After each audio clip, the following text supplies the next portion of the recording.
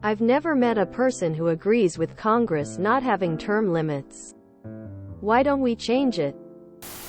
Well, the electorate who keep sending their representatives and senators back to Washington don't seem to think term limits are right for their candidates.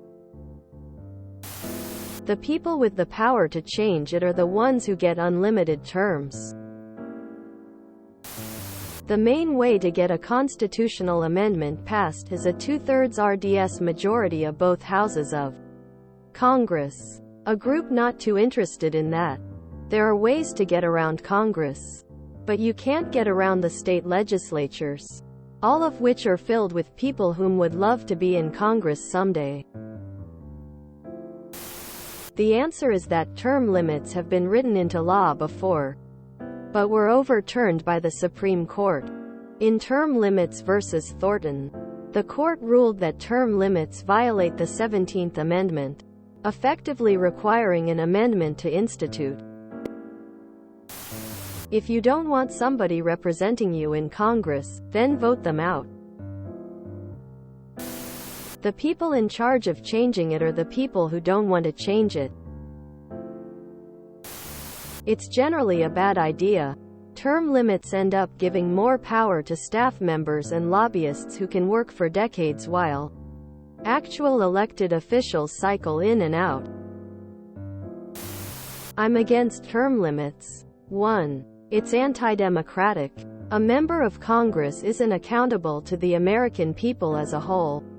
They're accountable to the people in their districts, who keep sending them to D.C. Most people hate Congress, in general, but most people also like their representatives. And for you to tell them that they can't vote for who they want is anti-democratic.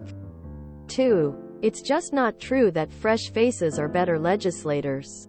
Fresh faces are often better speech givers and more charismatic and more telegenic and more competent with social media, but actually passing legislation, as opposed to yelling at the other party, often requires political savvy and the willingness to make prudent, strategic compromises. Those tend to be learned skills. 3. If you have less knowledgeable, experienced, and competent politicians, you just shift more power to other people, bureaucrats, pundits, lobbyists.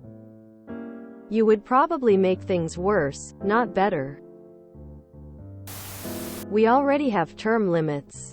Representatives are limited to the number of terms they are elected to by their constituents.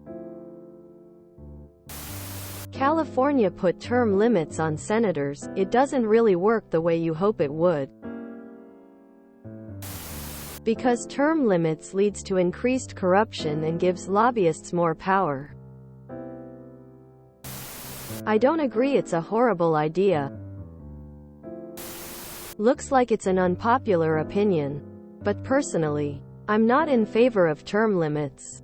If I think they're doing a good job representing me and the things I care about, then I'm going to vote, donate, work to keep sending them back. If someone better comes along, then I'll vote, donate, work for them instead.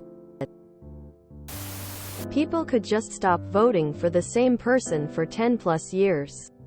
Otherwise, that's who the people want to represent them. Term limits are an absolutely awful idea, and the people who support them don't know as much about the government as they think they do. Well, I'm opposed to term limits. It takes a while for anyone to learn a job and get good at it.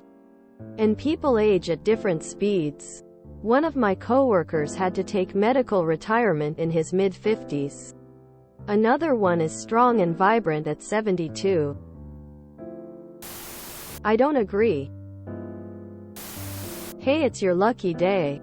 I don't believe in term limits for Congress. Why? Because we have them. It's called voting. Out of general principle, I'm in favor of letting people elect whomever they wish to elect, even ones that are holding the office already. It would basically cede the floor to lobbyists and corporate interest. If you enjoyed this video, please check out our playlists full of similar content. Epicaricast is like doom scrolling for your ears. Please like, share, and subscribe.